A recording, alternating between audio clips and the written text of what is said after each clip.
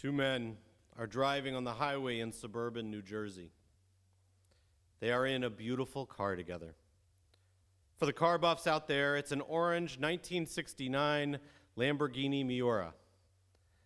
For the non-car buffs, that's Italian for a really fast and a really sexy car. What makes this drive a little more interesting is that the man driving the car is well-known Jewish comedian Jerry Seinfeld, and the man sitting in the passenger seat is the well-known black comedian Chris Rock. What makes the story even more interesting is that while filming this episode of Seinfeld's show Comedians in Cars Getting Coffee, Seinfeld's lead foot gets them pulled over for admittedly speeding in the most visible car in suburban Jersey. But what makes this a story for today, for Yom Kippur, are the looks, the vastly different looks that appear on their faces while these two men are sitting in the same car, having the same experience. Both men take the police stop seriously, but Seinfeld seems clearly relaxed. Chris Rock does not. One can tell in the video that he is uncomfortable at best. To me, he looks like someone in the moments before a terrible diagnosis. On that day, everything was okay. The policeman was professional. The policeman was right to pull them over. They were speeding. The cameras were off during their interaction, but they turn back on when they get back on the road. Chris Rock turns to Jerry and says, "Here's the crazy thing. If you weren't here in this car with me, I'd be scared. I'm famous," he says, "but I'm still black." I'm not here today to talk about racism or police brutality. Yom Kippur is not just a Black Lives Matter day or a Blue Lives Matter day, a red day or a blue day, a liberal day or a conservative day. Yom Kippur is our day. Our day to remind ourselves that the Jewishness of our lives matters in our world. And it doesn't just matter to us. It is an important piece to this world we live in. When Chris Rock turned to Jerry Seinfeld and said, "I'm glad you were here," I'm sure he was not referring to Jerry Seinfeld's Jewishness. But I am. It matters that Jerry Seinfeld is Jewish. It matters because that fact alone means that he understands a history of prejudice. It matters because he knows that today in the 21st century, with all the progress that we have made, that we still see anti-Semitism and hate. It matters because whether we are comedians or activists, preachers or professors, we have listened year after year to the words of Yom Kippur, which tell us that it doesn't matter who we are in this world, what matters is what we do in this world, in the time we are given. Aseh imanu tzedakah v'chesed v'hoshienu, the words we just heard. We are saved through our actions of tzedek v'chesed, of justice and love. We are saved by what we do and what we proclaim we will do in the future. Chris Rock may not have known that he was sitting next to someone so qualified to be in the car with him. But we know. We know what those qualifications are.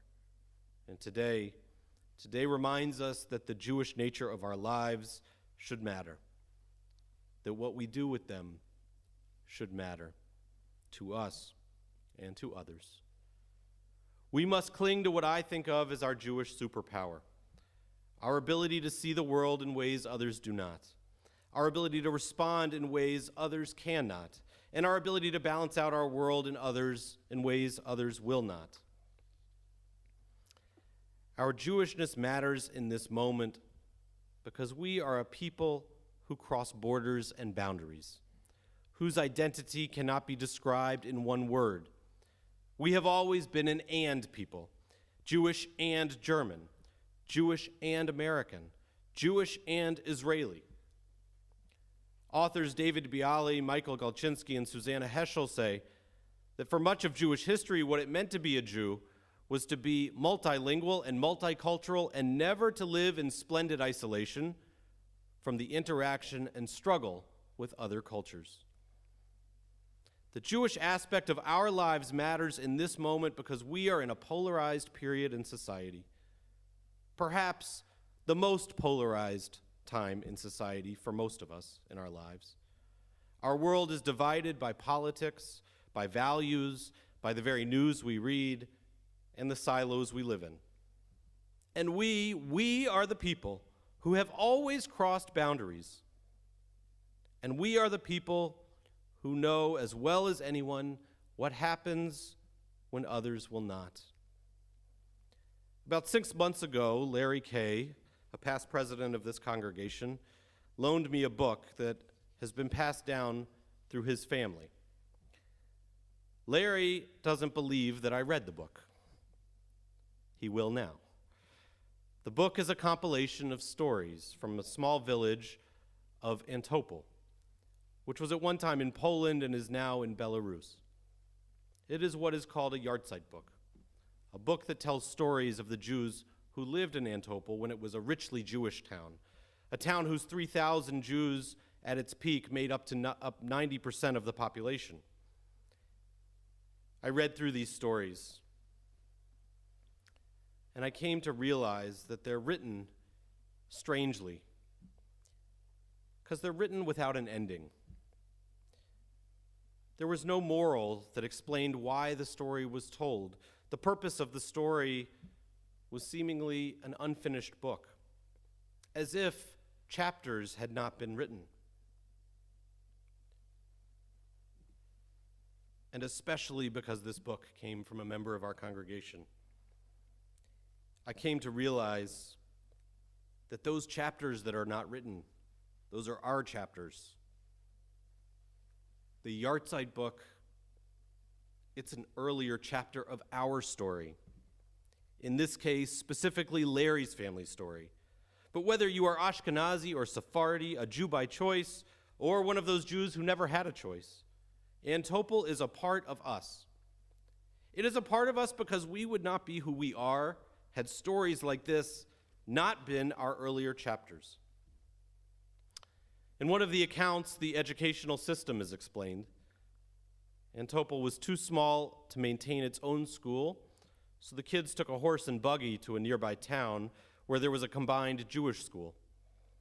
Sometimes, the author writes, in order to get back and forth to school, the Jewish students had to hitch a ride with a buggy driver who was not Jewish. They sat in their version of a car together. But it seems it did not matter. Antopol was still desecrated by Nazis, and the surrounding villagers were either unable to stop the destruction or unable to care enough to notice. In another account, when the Jewish community started to take up arms to protect themselves, they gathered in the synagogue to discuss how they would defend their homes and stores from pogroms. While they were meeting, the police surrounded the synagogue, having heard that they were gathered to cause trouble. The police chief knocked on the door, entered the synagogue, spoke with the people. He realized that they were not trying to incite any violence. They were just trying to protect their homes and businesses. And he made sure that the pogroms did not destroy Jewish life that day. We are uniquely qualified for this moment in our history, in American history, because we have been the other passenger in that car. We have been the people who held our breath when authorities knocked on our door, exhaling only when they allowed us to. We know the difference between the righteous Gentile and the indifferent one. We know the difference between the police who ask what you are doing first before they come through the door with guns blazing. The difference, as Yom Kippur says, is the choice of life or death. We of all people know that. How then can we not see what happened to Breonna Taylor with Jewish eyes? Sleeping in her bed, No one knocked on the door before shots were fired. We see that differently because we've seen that before. With our Jewish eyes, we've seen it all before. As Ecclesiastes says, we've seen all the oppressions practiced under the sun, and we know it's wrong. The law might not see it that way, but our eyes, of all the eyes out there, they should see it clearly. It is wrong, and we shouldn't be quiet about that fact. Arthur Hertzberg, of blessed memory, a rabbi in our tradition, comments in our very Machzor that this is exactly what our chosenness is. It is a chosenness that guarantees we live unquiet lives, a chosenness that knows not to be timid, not to live in fear.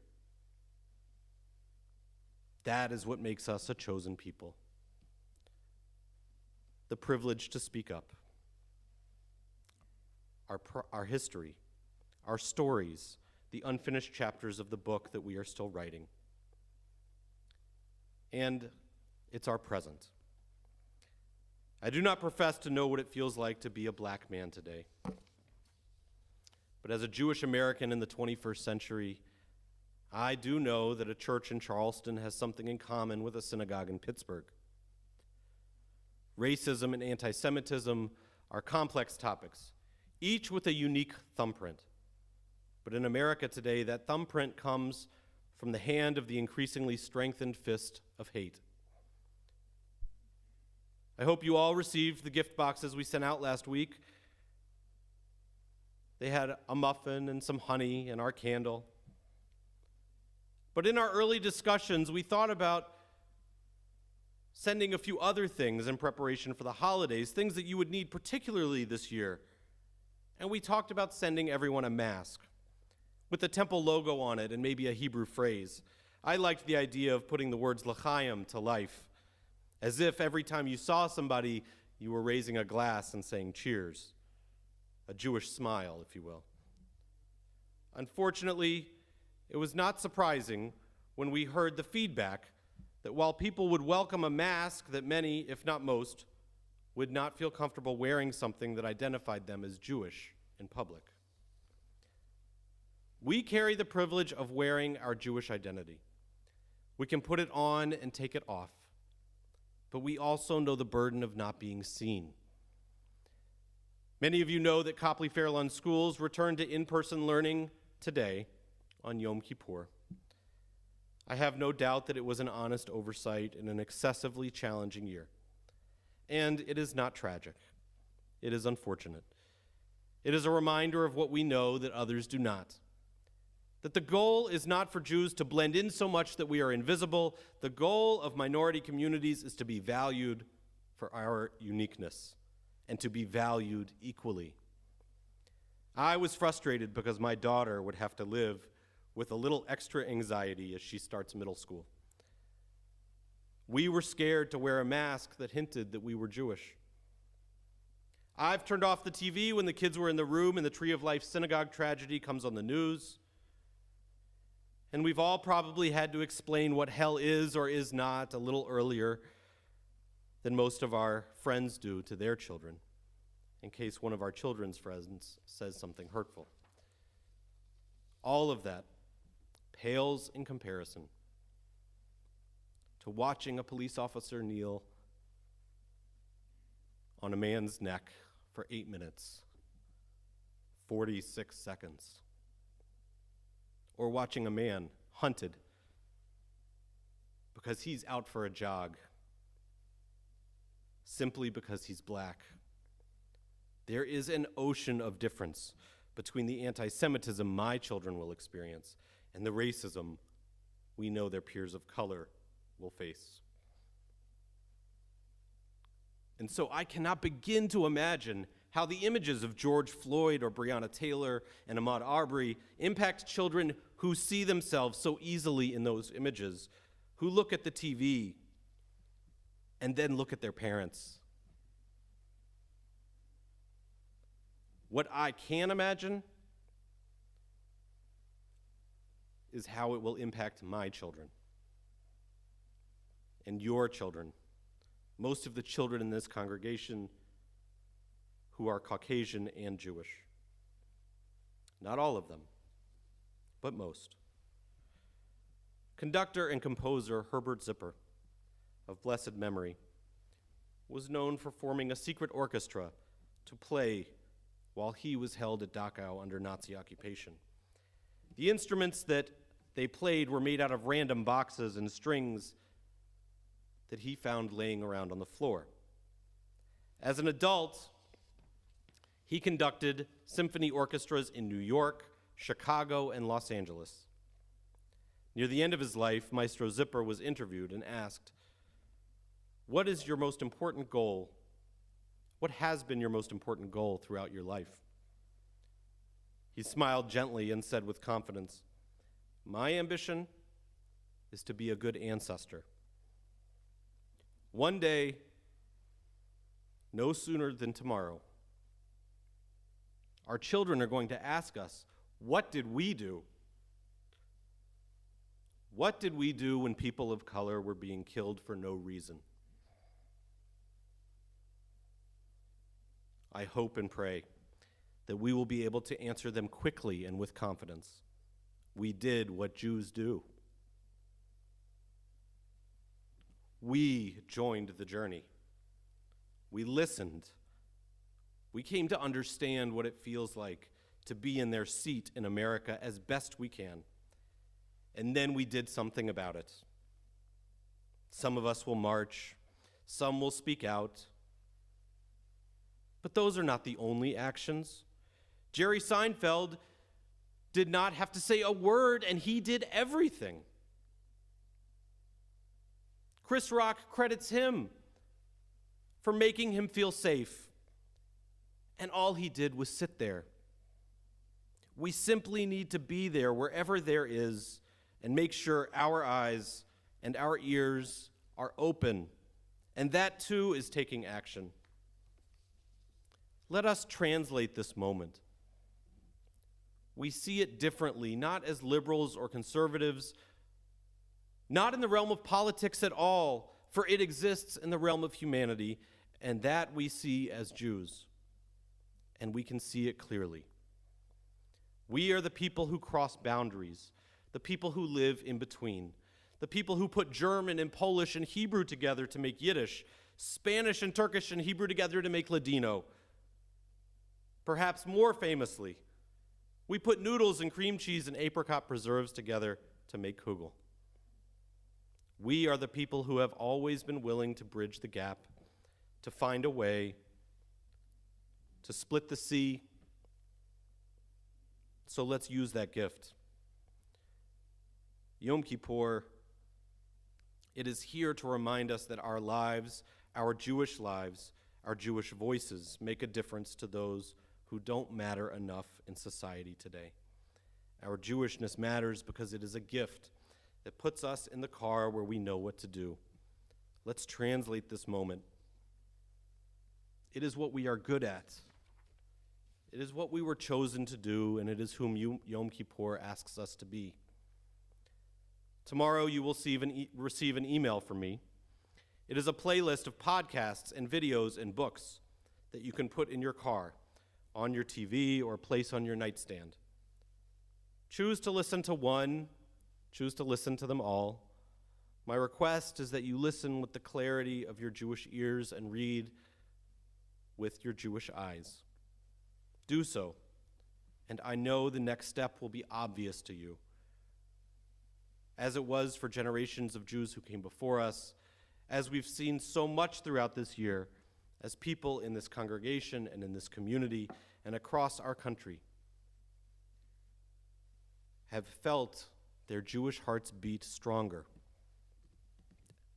have seen the gift that we have to be present in this moment and have a unique voice, a voice that has the ability to help others feel safe. Gemar Chatima Tova. May our fast on this day be meaningful.